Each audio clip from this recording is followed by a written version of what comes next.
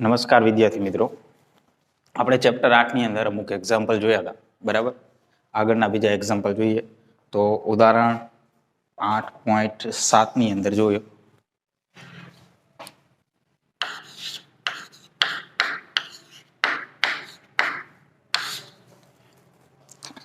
સમીકરણના અચળાંક k ને દિવસ અને કિલોમીટરમાં દર્શાવો.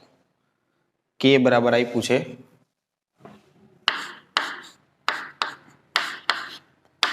10^3 13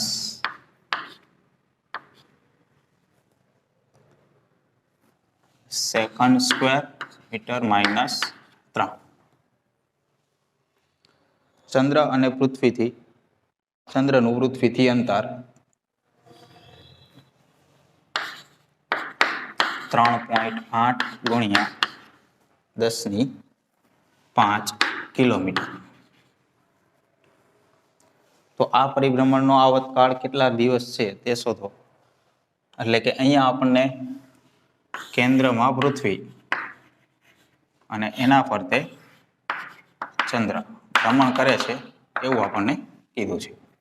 બરાબર, બે વચ્ચેનું અંતર આપણને આપ્યું છે અને અચળાંકની કિંમત આપી છે. તો કે અચળાંક કયો છે? તો કે કોઈ ઉપગ્રહ ભ્રમણ કરતો હોય ગ્રહના ફરતે તો આવતકાળનો વર્ગ એ અંતરના ઘનના સમપ્રમાણમાં હોય. તો અહીંયા અચળાંક જે આવશે t² = k r^3. તો આ જે અચળાંક આવે છે એ અચળાંકની કિંમત આપણને આપેલી છે અને એને ફેરવવાનું કીધું છે આપણને દિવસ અને કિલોમીટરમાં. બરાબર, તો જે સેકન્ડ છે ત્યાં દિવસ આવવું જોઈએ અને જ્યાં મીટર છે ત્યાં કિલોમીટર આવવું જોઈએ. આ રીતે ફેરવવાનું આપણને કીધું છે. તો આપણે દિવસ અને સેકન્ડ આ બે વચ્ચેનો સંબંધ શું થશે? તો કે એક દિવસ હોય તો કેટલા સેકન્ડ થાય આવું આપણે જોવું હોય. બરાબર, તો એક દિવસ એટલે 24 કલાક અને 3600 સેકન્ડ. આ રીતે થશે. અહીંયા દિવસ એટલે આપણે આ રીતે લખીએ 2. તો 1 સેકન્ડ એટલે કેટલું થશે? તો 1 સેકન્ડ બરાબર 1/24 ગુણ્યા 3600. બરાબર, આટલા આવું થશે. એ જ રીતે મીટર અને કિલોમીટર. તો કે 1 મીટર એટલે કેટલું થશે? તો કે 10^-3 કિલોમીટર. આ કિંમતો આપણે અહીંયા લઈએ તો કે ની કિંમત આપણને આપી છે 10^-13 સેકન્ડ સ્ક્વેર મીટર -3. આ રીતે છે. બરાબર, તો સેકન્ડ જે છે ત્યાં દિવસ આવવું જોઈએ. તો 1 સેકન્ડ બરાબર આટલા દિવસ છે. તો આપણે આવું લખી શકીએ 10^-13. અહીંયા સ્ક્વેર છે, પેલા તો આ રીતે લખી દઈએ 1/24 ગુણ્યા 3600. બરાબર, 1 સેકન્ડની જગ્યાએ આટલા દિવસ એવું થશે અને સ્ક્વેર છે આનો સ્ક્વેર થશે. બરાબર, અને દિવસનો સ્ક્વેર આ રીતે થઈ જશે. એટલે કે 1 સેકન્ડની જગ્યાએ આપણે આ કિંમત મૂકીએ તો બંનેનો સ્ક્વેર થશે. એવી જ રીતે અહીંયા મીટરની -3 છે તો 1 મીટર એટલે આટલા કિલોમીટર થશે. તો આપણે આવી રીતે લખી શકીએ 10^-3 અને કિલોમીટર આખાની કેટલી ઘાત થશે? મીટરની -3 છે એટલે એ પણ -3 આવું થશે. હવે આનું સાદુરૂપ આપીએ તો અહીંયા 10^-3. હવે આનું એલસીની અંદર ગણતરી કરી નાખવાની એટલે એ કેટલી આવશે? તો એની જગ્યાએ આવશે 1.57 ગુણ્યા 10^-5 અને આ જે સ્ક્વેર છે એ તો સ્ક્વેર જ રહેશે. બરાબર, અને અહીંયા કેટલું થશે? -3 ઘાત આપશો એટલે 10^+9 થશે અને કિલોમીટરની -3 ઘાત તો થશે અને આ એનો સ્ક્વેર એ તો રહેશે. બરાબર, તો જ્યાં મીટર ઘન છે ત્યાં કિલોમીટરની -3 ઘાત આવી જશે. અહીંયા સ્ક્વેર છે તો અહીંયા દિવસનો સ્ક્વેર આટલું થઈ જશે. હવે આ આંકડાનું સોલ્યુશન કરી નાખવાનું. બરાબર, તો આનો સ્ક્વેર કરી નાખો, અહીંયા -10 થશે, તો ઘાતાંકો ટોટલ કેટલી થશે? -13, અહીંયા -10 અને અહીંયા પ્લસ, એટલે અહીંયા -1 એટલે અહીંયા -14. આનો સ્ક્વેર કરી નાખો ગુણ્યા 10⁻14, બરાબર. અને સ્ક્વેર કરશો એટલે એ કેટલું આવશે? 1.339 એકમ થશે દિવસનો વર્ગ અને કિલોમીટરની -3 બરાબર. તો કે ની કિંમત આ રીતે આપણે ફેરવી શકીએ. તો કે ની કિંમત આપણને દિવસમાં અને કિલોમીટરમાં ફેરવવાની કીધી હતી, તો આ રીતે આપણે એકમોને ફેરવી શકીએ. પછી બીજું ગણવાનું શું કીધું છે આપણને? તો એવું કીધું છે પરિભ્રમણનો આવતકાળ કેટલા દિવસ છે તે શોધો. આવતકાળ ગણવાનો કીધો. તો આ સમીકરણની અંદર આપણે જોઈએ કે ની કિંમત છે અને આર ની કિંમત છે, તો ટી ની કિંમત મળી જશે. તો t² = kr નો ઘન. તો કે ની કિંમત આપણને કેટલી મળી દિવસ અને કિલોમીટરની અંદર? તો કે 1.39 × 10⁻14 ગુણ્યા આર ની કિંમત આપણને કેટલી આપી છે? તો કે આ બે વચ્ચેનું અંતર આર થશે, એટલે કે 3.8 ગુણ્યા 10⁵ બરાબર. આનો ઘન.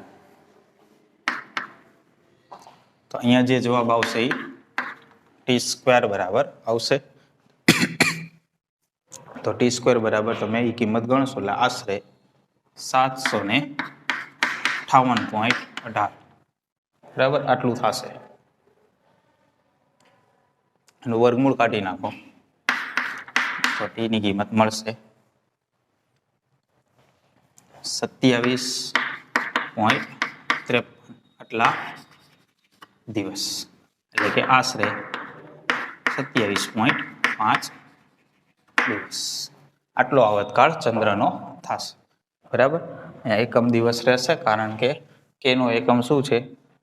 દિવસ અને કિલોમીટર. એવી જ રીતે આર નો એકમ શું હતો? તો કે કિલોમીટર. તો ટી નો એટલે કે આવતકાળ એટલે કે સમયનો એકમ શું થશે? દિવસ, બરાબર. તો આ રીતે આપણને આવતકાળ પણ ગણવાનો કીધો હતો ચંદ્રનો, તો આ રીતે આપણે ગણી શકીએ. એના પછીનો ક્વેશ્ચન જોઈએ.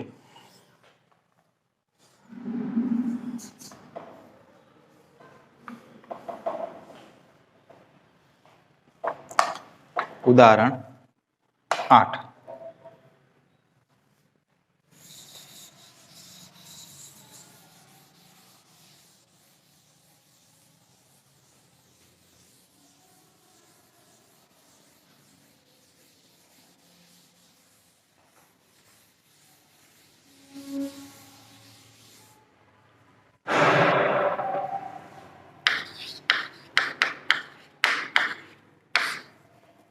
એની રકમ એક 400 કિલોગ્રામનો ઉપગ્રહ પૃથ્વીની આસપાસ 2r ત્રિજ્યાની વર્તુળાકાર કક્ષામાં છે.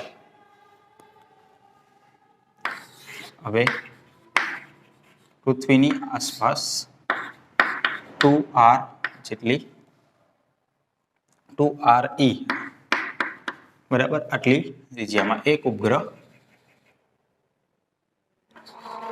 એમ દળનો આપણે ઉધારી લઈએ કે જે પૃથ્વીની આસપાસ 2r જેટલી ત્રિજ્યાએ છે, પછી તેને બદલીને 4r ત્રિજ્યાની કક્ષામાં લઈ જવા માટે હવે 2r ત્રિજ્યા છે એમાંથી 4re એટલી ત્રિજ્યા થાય, એટલે કે અહીંયાથી આપણે એને અહીંયા લઈ જવા માટે કેટલી ઉર્જાની જરૂર પડે? એટલે કે પહેલા આ રીતે ભ્રમણ કરે છે, પછી એનાથી ડબલ ત્રિજ્યામાં ભ્રમણ કરે, ત્યાં લઈ જવો છે આપણે એને, તો કેટલી ઉર્જાની જરૂર પડે? એટલે કે અહીંયાથી અહીંયા સુધીમાં લઈ જવા માટે કેટલી ઉર્જા જોઈએ, આ ગણવાનું કીધું. અને પછી બીજું શું કીધું છે કે તેની ગતિ ઉર્જા અને સ્થિતિ ઉર્જામાં શું ફેરફાર થાય? એટલે કે એની ગતિ ઉર્જા અને સ્થિતિ ઉર્જા કઈ રીતે બદલાશે એ પણ કહેવું.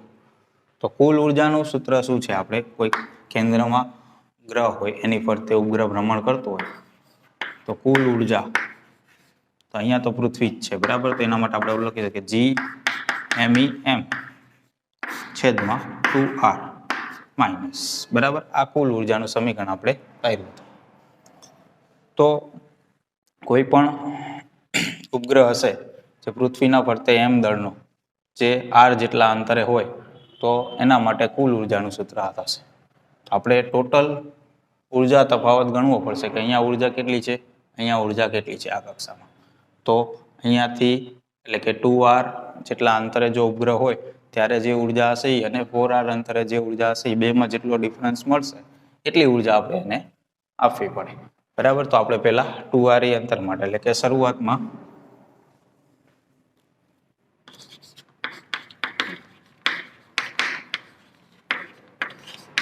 પ્રારંભમાં કુલ ઉર્જા લખવી હોય EI ઇઝ ઇક્વલ ટુ આપણે આવું લખી શકીએ -GMEM છેદમાં 2 અને r ની જગ્યાએ કેટલું લખવાનું થશે તો પહેલા કેટલા અંતરે છે તો કે 2RE બરાબર. તો એટલું આવશે એટલે કે ટોટલ કેટલું થશે કે -GMEM છેદમાં 4RE એટલું થશે. તો પ્રારંભમાં ઉર્જા છેદમાં 4RE એટલી આવશે. પછી અંતિમમાં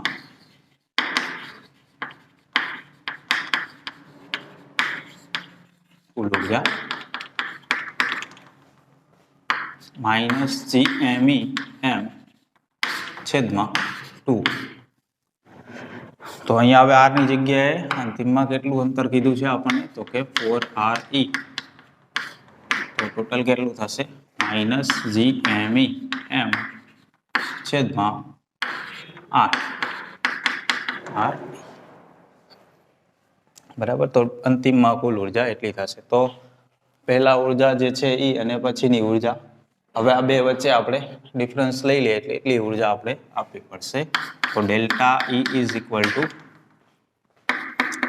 અંતિમ માઇનસ પ્રારંભિક ઉર્જા તો -GMEM છેદમાં 8RE અંતિમમાં માઇનસ પ્રારંભમાં E માઇનસ છે એટલે શું થશે પ્લસ થશે GMEM છેદમાં 4RE બરાબર.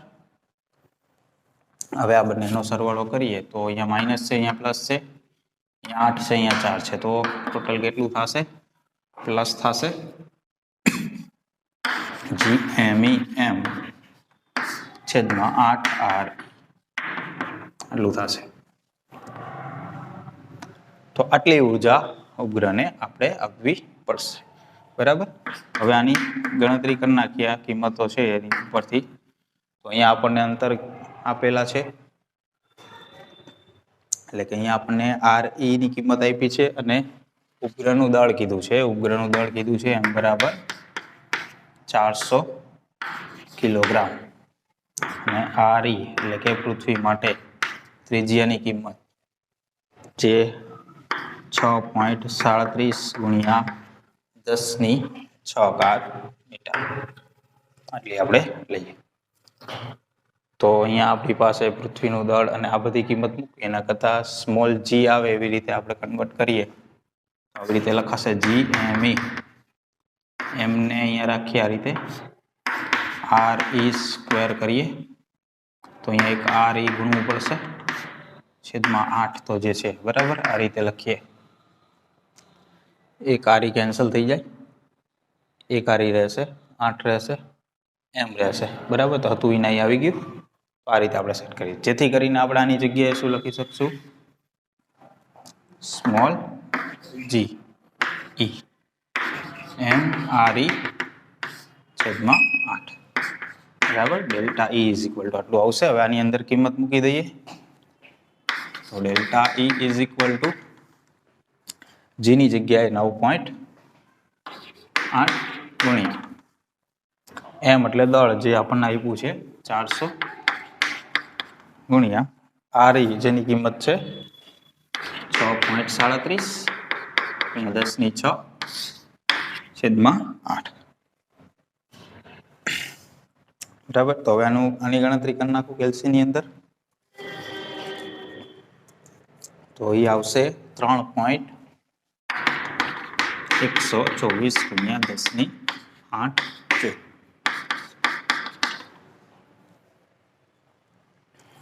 સોરી, આવશે 9 જૂલ.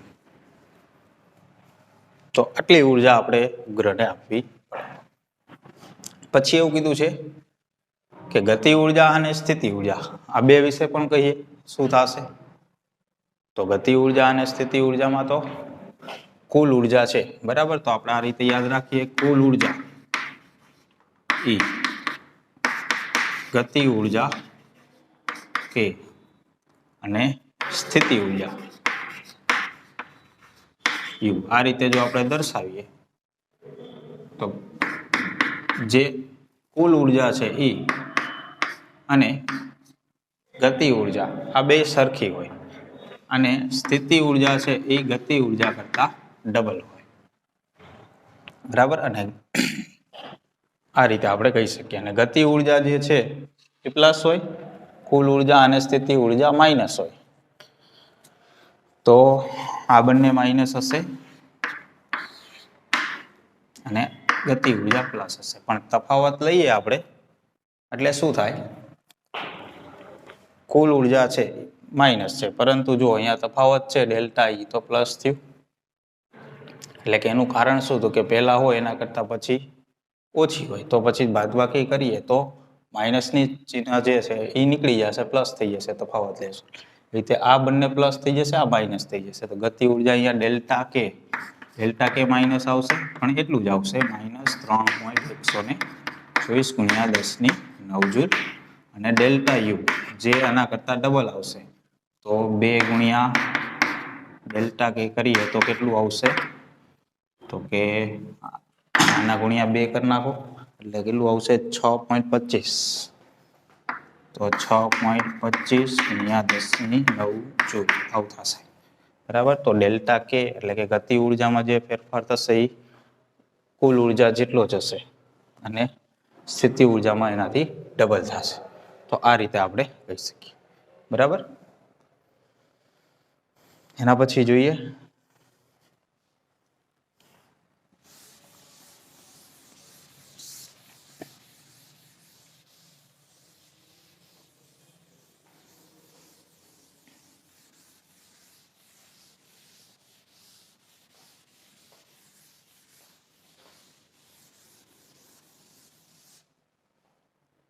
તો ઉદાહરણ બધા અહીંયા પૂરા થાય છે. સ્વાધ્યાયની અંદર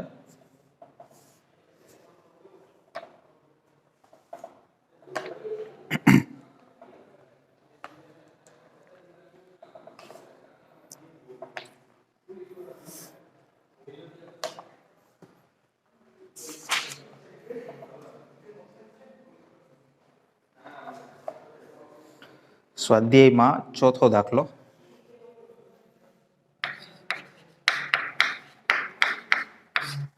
તેની અંદર કીધું છે ગુરુના એક ઉપગ્રહ આયો નો કક્ષીય આવતકાળ 1.769 દિવસ છે અને કક્ષીય ત્રિજ્યા 4.22 ગુણ્યા 10 ની 8 મીટર છે. તો દર્શાવો કે ગુરુનું દળ સૂર્યના દળના 1000મા ભાગનું છે, બરાબર. તો અહીંયા આપણને જે કિંમત આપી છે, તો પહેલા તો કીધું છે ગુરુનો કક્ષીય આવતકાળ જે આપણને કીધો છે T = 1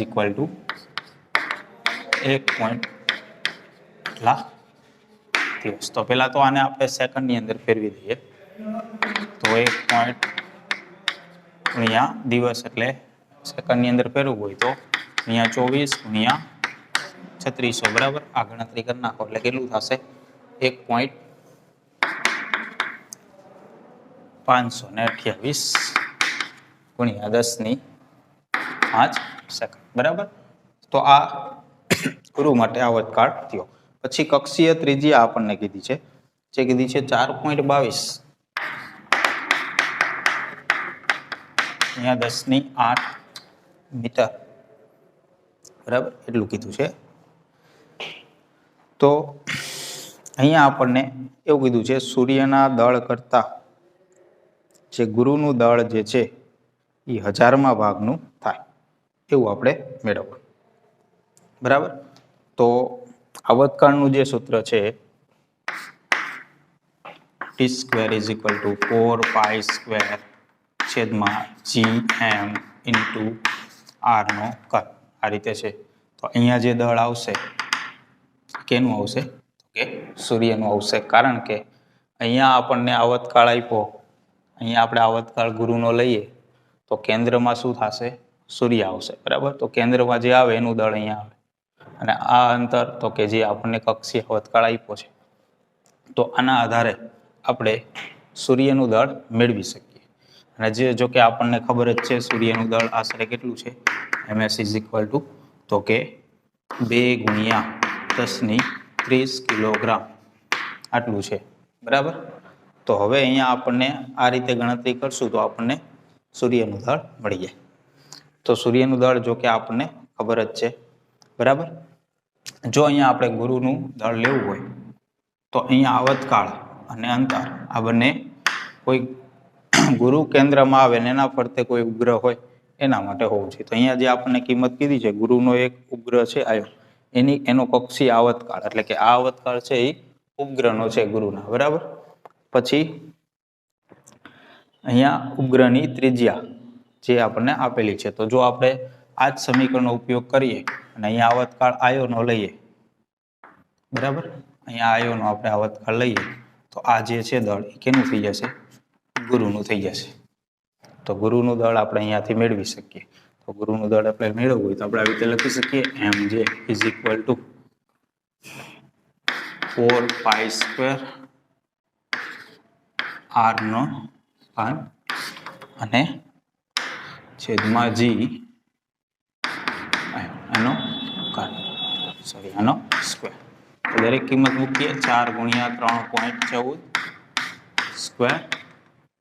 r ની કિંમત આપી છે 4.22 10⁸ આનો ઘન છેદમાં 6.67 ગુણ્યા 10⁻11 g ની કિંમત અને આવતકાળ જે 1.28 ગુણ્યા 10⁵ આનો સ્ક્વેર. તો અહીંયા આપણને ગુરુનું દળ મળી જશે. જે ગણતરી કરશો એટલે કેટલું આવશે? 2 ગુણ્યા 10⁻27 કિલોગ્રામ. બરાબર. આટલું મળશે. તો આપણે જોઈ શકીએ સૂર્યનું દળ અને ગુરુનું દળ. તો બંનેનો ગુણોત્તર લઈએ. જો આપણે આ રીતે લખીએ ms છેદમાં mg mj, બરાબર. તો આનું દળ છે 2 ગુણ્યા 10⁻30 અને ગુરુનું દળ છે 2 ગુણ્યા 10⁻27. કેટલું થાય? 1000 થશે આશરે. બરાબર. તો અહીંયા આપણે આવું લખી શકીએ mj is equal to ms છેદમાં 1000. તો 1000માં ભાગનું દળ છે એવું આપણને સાબિત કરવાનું કીધું હતું, જે આ રીતે આપણે સાબિત કરી શકીએ. બરાબર. એના પછી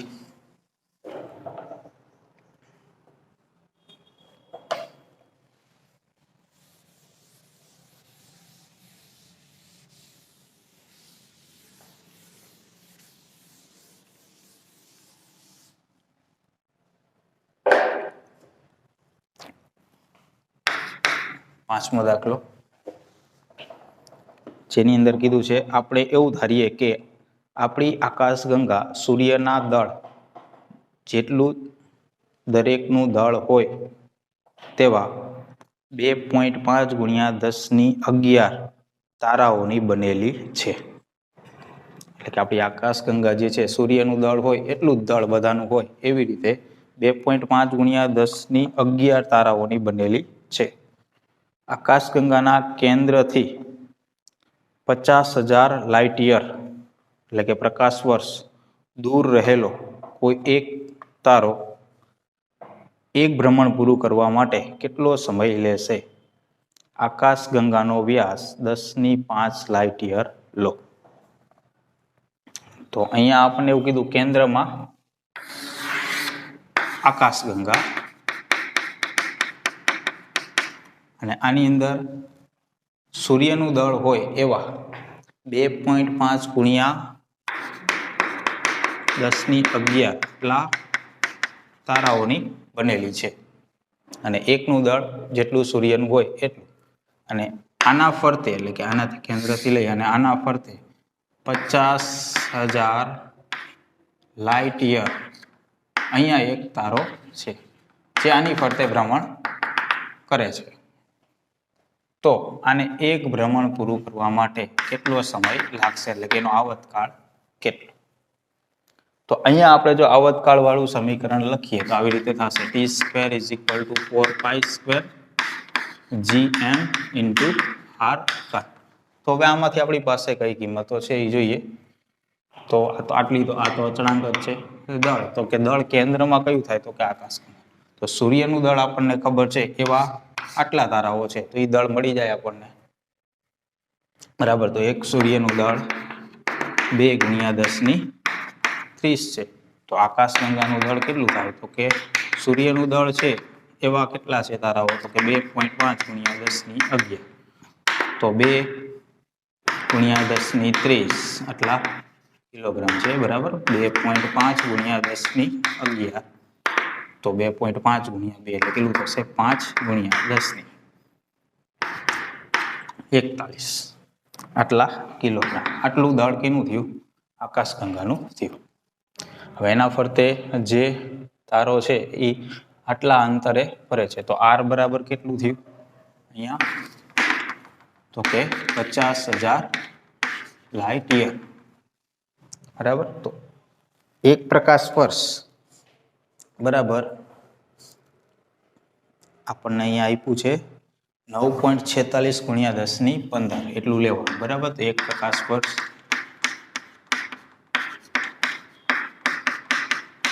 આટલા મીટર.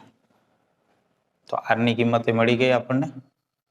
તો અહીંયા હવે t ની કિંમત મળી જાય તો t² બરાબર 4 × 3.14 આનો સ્ક્વેર છેદમાં g ની કિંમત 6.67 × 10^-11 દળ. તો કેટલું મળે છે એ 5 × 10^-41 અને r ની કિંમત જે આપણને અહીંયા મળે છે તો કે 50,000 × 9.46 × 10^15 આનો ઘન. તો t² બરાબર આ ગણતરી આપણે કરી નાખવાની કે LC ની અંદર કરો કેટલું મળશે એ.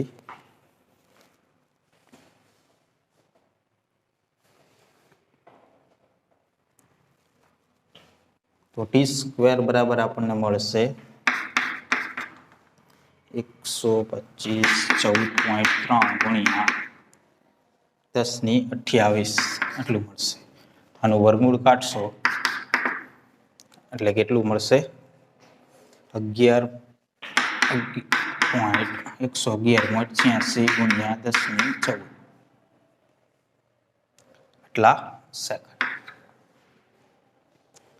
હવે જો આને વળી પાછું આપણે લાઇટ યરની અંદર ફેરવવું હોય સોરી આ આવશે આપણને સેકન્ડ. આને જો આપણે યરની અંદર ફેરવવું હોય તો આને કેટલા વડે ભાગશું એટલે યરની અંદર ફરશે તો કે 10^14 તો કે 365 દિવસ એટલે 1 વર્ષ થશે. 1 દિવસ એટલે 24 કલાક થશે અને 1 કલાક એટલે 3600 સેકન્ડ થશે. તો આટલા વડે આપણે ભાગી નાખીએ તો આ શેમાં ફરી જશે યરની અંદર ફરી જશે. બરાબર. તો કેટલા વર્ષ થશે આ ગણતરી કરી નાખો. તો છેલ્લે પોઈન્ટ કાપી અને આન્સર આવશે 3.55 × 10^8 યર. આટલા વર્ષ એનો આવતકાળ થશે એટલે કે આટલા વર્ષની અંદર આ તારો એક ભ્રમણ પૂરું કરશે. બરાબર. તો આ રીતે આપણે ગણતરી કરી શકીએ.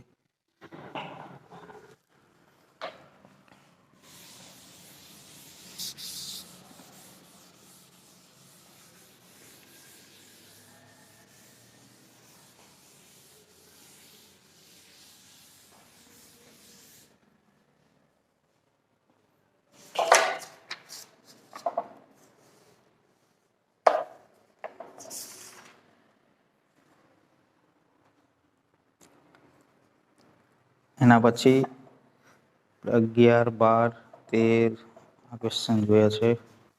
14મો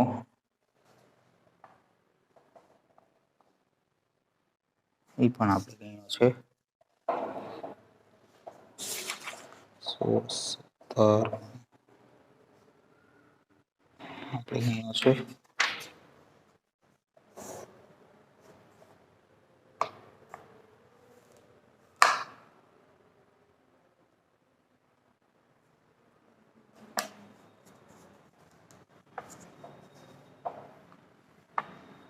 લગભગ ક્વેશ્ચન આપણે ગણેલા છે. હવે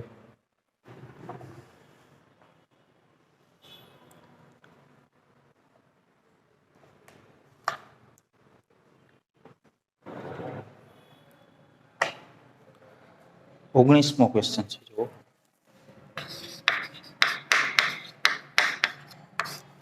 જેની અંદર કીધું છે પૃથ્વીની સપાટીથી 400 કિલોમીટર ઊંચાઈએ એક ઉપગ્રહ કક્ષામાં ભ્રમણ કરે છે. પૃથ્વીની સપાટીથી 400 કિલોમીટર આટલી ઊંચાઈએ એક ઉપગ્રહ, ધારો કે m દળનો, જે ભ્રમણ કરે છે. તો ઉપગ્રહને પૃથ્વીના ગુરુત્વાકર્ષણની અસરમાંથી બહાર મોકલવા માટે કેટલી ઉર્જા ખર્ચવી પડે? એટલે કે આ રીતે ભ્રમણ કરે છે. પૃથ્વીના ગુરુત્વ ક્ષેત્રમાંથી આને બહાર મોકલવા માટે કેટલી ઉર્જા ખર્ચવી પડે? ઉપગ્રહનું દળ આપ્યું છે 200 કિલોગ્રામ. પૃથ્વીનું દળ આપ્યું છે 6 ગુણ્યા 10⁻²4 કિલોગ્રામ. પૃથ્વીની ત્રિજ્યા લેવાની કીધી છે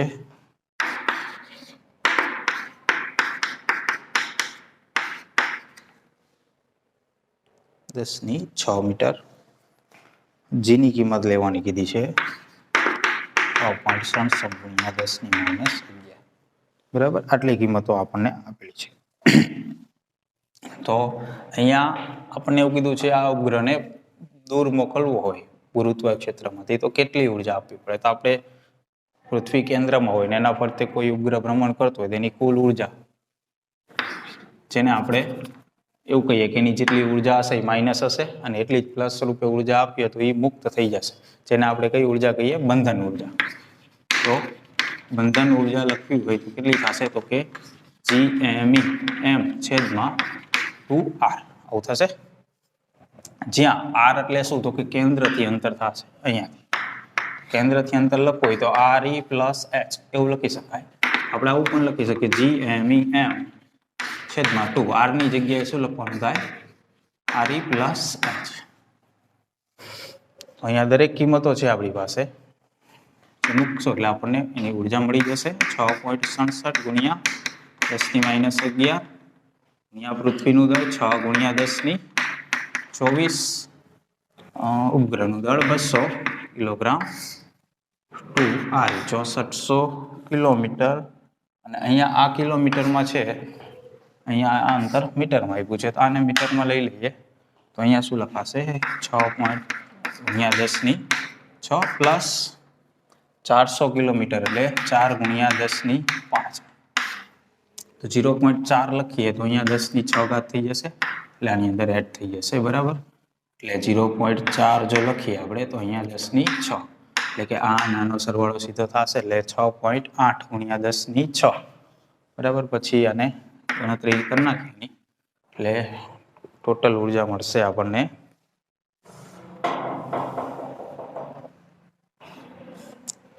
5.885 ગુણ્યા 10⁻9 એટલે કે આશરે 5.9 ગુણ્યા 10⁻9 એટલા જૂલ. આટલી ઉર્જા ઉપગ્રહને આપણે આપવી પડે જેથી કરીને પૃથ્વીના ગુરુત્વ ક્ષેત્રમાંથી મુક્ત થાય. બરાબર.